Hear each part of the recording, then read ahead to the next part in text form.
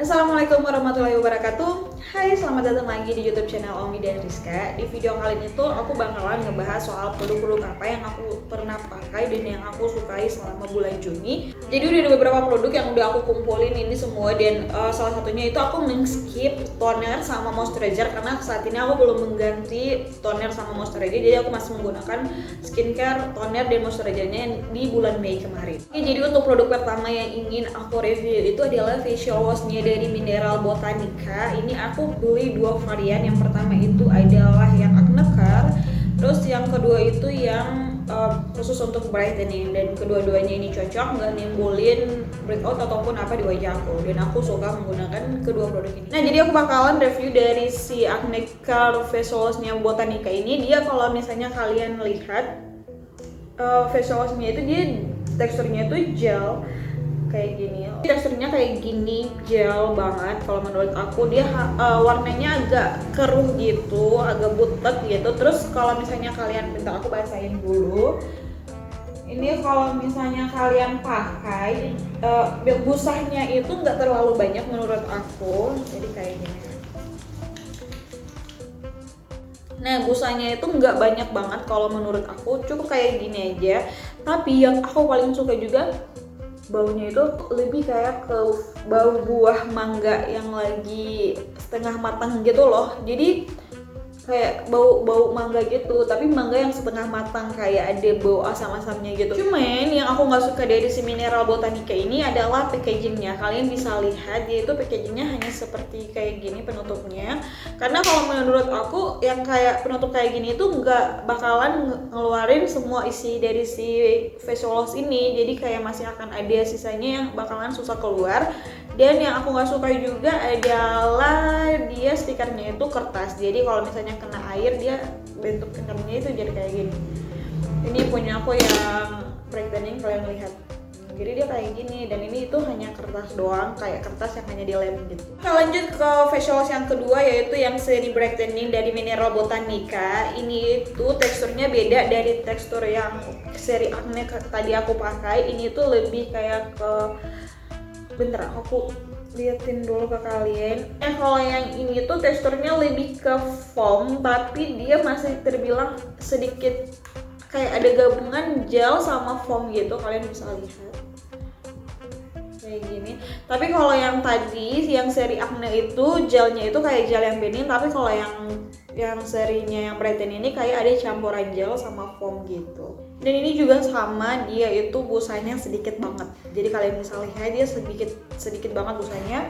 Baunya juga enak. Yang aku suka juga dari facial washnya si Mineral Botanica ini, dia nggak bakalan bikin kulit aku itu kering ketarik. Karena di sini juga ditulis dia pH-nya balance ya, pH-nya seimbang. Jadi nggak mungkin bikin kulit aku itu ketarik gitu.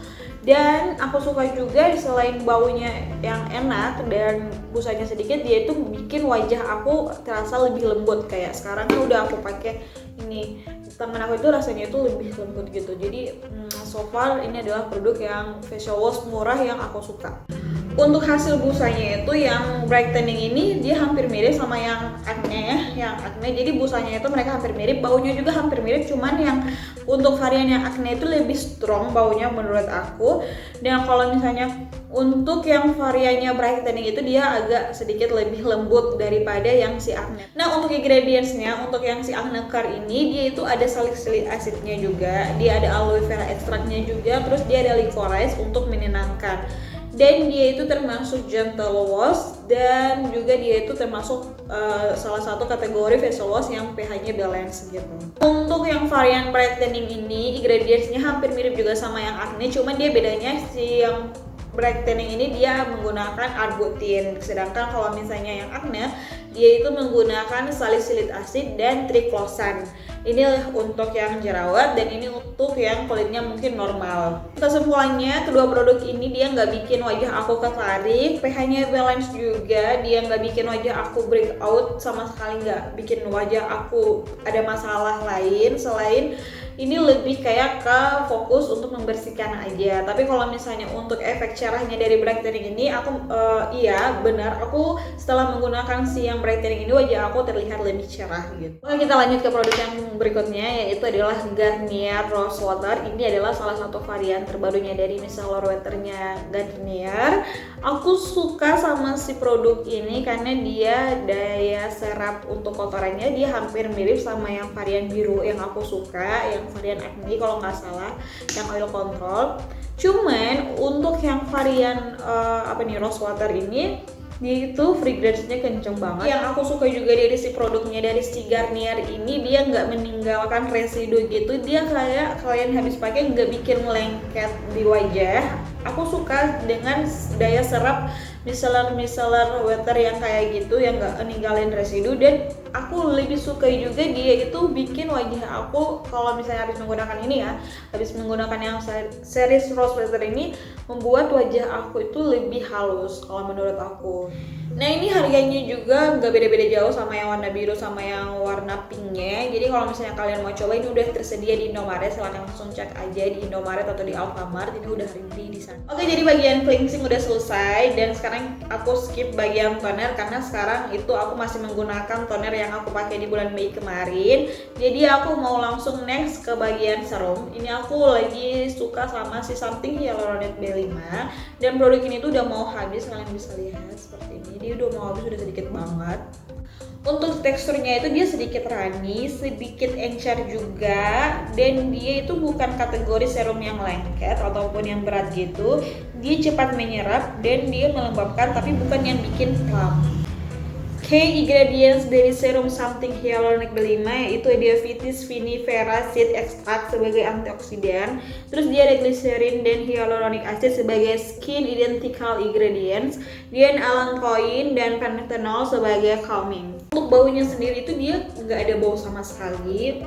Ada sih tapi nggak strong menurut aku, dan aku suka banget serum ini itu bisa aku pakai dengan varian apa aja. Jadi kalau misalnya aku mau pakai vitamin C, aku mau pakai HBH atau retinol, aku selalu pakainya yang balance itu, yaitu serumnya dari Something Hyaluronic ini, karena dia itu bikin muka aku itu fine aja, karena ini hanya fokus untuk ke menghidrasi doang, hyaluronic ya. Nah, dan serum ini tuh aku suka bisa dipakai dalam kondisi wajah aku apa aja. Mau kondisi wajah aku lagi ada jerawatan, mau kondisi wajah aku lagi breakout, ada eksimnya, atau kondisi wajah aku lagi super duper kering, ini itu bagus banget. Jadi mau wajah kalian ya, mau kondisi wajah aku seperti apa aja, si Hyaluronic Something ini bisa menyesuaikan gitu. Jadi dia bisa masuk aja di wajah aku tanpa membuat masalah wajah aku itu lebih bertambah, malah dia lebih bikin masalah wajah aku itu lebih calming. Oke, kita next ke serum berikutnya, yaitu dari Citrofi Vitamin C and Ceramide. Menurut aku ini produk yang bagus banget untuk bekas jerawat aku, dan dia itu termasuk salah satu serum yang brightening serum gitu, dan dia itu adalah serum vitamin C yang bisa aku pakai, karena selama ini tuh aku kalau misalnya pakai vitamin C itu dia wajahku itu malah menolak, jadi bakalan timbul jerawatan gitu. Untuk teksturnya itu dia kental. Untuk warna dari serumnya ini dia warnanya putih dan gampang banget diratakan, dan juga serum ini cepat menyerap, tidak lengket sama sekali. Dan yang aku suka juga finish dari menggunakan serum vitamin C dari Citrofi ini adalah bikin kulit wajah aku tuh lebih halus. Sebelum ke ingredients, aku mau bilang produk ini tuh sudah dermatologi tested dan dia juga ada BPOM-nya, dan ini termasuk salah satu produk lokal juga. Untuk key ingredients dari Citrofi Vitamin C and Ceramide, yaitu pertama dari Cristoceira tamaricifolia extract, atau bisa disebut juga dengan ekstrak rainbow alga. Dia itu belum banyak orang tahu soal ingredients ini. Dia itu paling banyak digunakan treatmentnya itu si white yang berfungsi sebagai agen pencerah. Nah, cara kerjanya itu dia menghambat melanogenesis atau proses pembentukan melanin. Terus udah banyak juga brand-brand lokal yang udah memakai ingredients ini, contohnya Skin Game dan White Light. Lanjut dengan ingredients berikutnya, yaitu adalah licorice extract, gem pencerah juga, dia memiliki kemampuan sebagai antiinflamasi. Terus ingredients berikutnya yaitu ascorbyl tetraisopyramid, bentuknya itu dia seperti vitamin C yang stabil, dan dia juga itu memiliki 3 sifat vitamin C, yaitu dia sebagai antioksidan, meningkatkan sintesis kolagen, dan dia juga sebagai skin brightening dengan cara mengurangi melanogenesis atau proses pembentukan melanin. Kita lanjut ke ingredients berikutnya, yaitu glucosyl ceramide yang mencegah kelembapan kulit. Dia memperlambat juga tanda-tanda penuaan, baik untuk kulit sensitif dan baik juga untuk kulit berjerawat. Nah, ceramide ini adalah golongan asam lemak dan dia juga bagus untuk kulit wajah. Terus ingredients berikutnya itu ada hyaluronic acid sebagai untuk kelembapan kulit. Terus ada juga allantoin, bisa untuk calming, dan di serum ini juga ada kolagen yang bersifat humectant, membuat kulit itu terasa lebih plump dan elastis. Dan produk ini juga non comedogenic dan non alkohol. Nah, untuk baunya itu dia lebih kayak ke bau flower gitu, bau dedaunan. Aku lupa, kayaknya aku pernah cium kayak kalau misalnya kalian bau parfum Kenzo itu kayak mirip-mirip parfum Kenzo. Dan untuk hasilnya di wajah aku itu dia lebih kelihatan wajah aku itu lebih lembab karena dia juga ekstra melembabkan, dan yang aku suka juga dia bikin wajah aku kelihatan lebih plump dan juga terasanya itu lebih halus gitu. Dan ini juga adalah salah satu serum vitamin C yang cocok di kulit aku karena aku itu termasuk golongan sensitif terhadap vitamin C. Kadang-kadang kalau misalnya aku menggunakan vitamin C itu wajah aku itu ada sensasi entah panas atau gatal atau tumbuh jerawat. Kalau untuk si Trufi ini aman-aman aja. Yang aku suka juga dari si Trufi vitamin C ini, dia itu menghambat prosesnya melanogenesis, jadi bekas-bekas jerawat aku itu cepat banget memudarnya. Terus aku suka juga dia kalau misalnya dipakai di pagi hari, dia sebagai antioksidan karena ada vitamin C juga. Dan serum ini juga itu bikin wajah aku kelihatan lebih cerah. Cuman untuk serum si Trufi ini aku nggak pakainya setiap hari, aku selang-seling karena menurut aku nggak cocok kalau misalnya aku menggunakan vitamin C setiap hari. Jadi aku selang-seling. Terus dia juga itu direkomendasikan buat kulit kusam karena dia bisa bikin wajah kalian itu tampak lebih cerah. Nah, untuk dipakai make up juga bagus karena dia termasuk golongan serum yang lumayan melembabkan, yang bikin kulit wajah aku itu terlihat plump. Jadi kalau misalnya digunakan bareng make up itu rasanya lebih bagus aja untuk hasil make upnya. Jadi kalau misalnya aku mau rekomendasikan juga nih ya, kalau misalnya kalian mau cari serum yang bagus untuk dipakai di saat make up itu, aku mungkin bisa saranin si Trufi vitamin C ini kalau misalnya kalian mau make up di pagi hari atau di siang hari karena dia juga termasuk serum yang khusus untuk antioksidan. Oke, kita lanjut ke sunscreen. Ini ada sunscreen dari Innisfree Daily Milk Sunscreen. Aku suka banget sama si sunscreen Innisfree ini karena dia ekstrak melembabkan. Jadi aku udah coba beberapa sunscreen, tapi kalau menurut aku pribadi si Innisfree ini juara untuk kelembapannya. Nah, dan untuk SPF-nya sendiri itu SPF-nya lumayan tinggi, 50 PA++++, dan aku suka juga dia itu walaupun SPF-nya tinggi dia nggak bikin wajah aku jerawatan. Untuk teksturnya itu dia mirip kayak Skin Aqua yang moisture gel, tapi dia sedikit lebih kental, dia tidak creamy juga dan tidak encer, lumayan thick dan sangat ekstrak melembabkan. Kalau menurut aku dia hasilnya itu seperti memakai moisturizer, hasilnya glowing dan tidak lengket. Untuk ingredientsnya sendiri, sunscreen ini ada campuran organik dengan inorganik. Dia itu termasuk titanium dioxide, termasuk dalam golongan physical sunscreen. Dan dia itu juga ada 5 bahan aktif organik. Dan juga termasuk sunscreen yang mengandung bahan antioksidan yaitu sunflower oil, camellia sinensis, ekstrak green tea, dan beberapa ekstrak tanaman lainnya yang berfungsi sebagai anti-inflammatory, emollient, maupun moisturizer. Nah, untuk baunya sendiri dia itu kayak bau jeruk gitu, enak banget, serius enak kayak bau buah. Dan yang aku suka juga dari si Innisfree ini, dia nggak nimbulin white cast dan dia ekstrak melembabkan. Jadi kadang-kadang aku men-skip moisturizer, hanya cukup menggunakan si Innisfree Daily Milk Sunscreen ini aja. Untuk isinya itu dia lumayan banyak, jadi ukuran 50 ml seperti ini kayaknya menurut aku lumayan lama habisnya. Dan yang aku nggak suka, ini ada minusnya juga di aku ya. Pertama itu dia bikin oksidasi. oksidasi, tapi nggak oksidasi yang terlalu bagaimana, cuman untuk sunscreen yang ada oksidasi. Jadi ketika wajah kita itu oksidasi karena sunscreen, malah kelihatan wajah kita itu sedikit lebih kusam. Jadi aku nggak terlalu suka dengan sunscreen yang menimbulin oksidasi. Dan juga yang aku nggak suka dari si Innisfree ini bikin perih di mata. Jadi kalau misalnya aku mau ambil air wudhu atau aku mau cuci wajah, atau kalau misalnya lagi keringatan, ini itu malah bikin mata aku itu terasa lebih perih. Jadi seperti itu. Dan untuk selebihnya Innisfree Daily Mist Sunscreen ini bagus-bagus aja, cuman ya seperti itu ada kekurangannya juga di aku. Oke, kita ke produk yang terakhir, yaitu ada Ever White Peptide Eye Cream yang ini.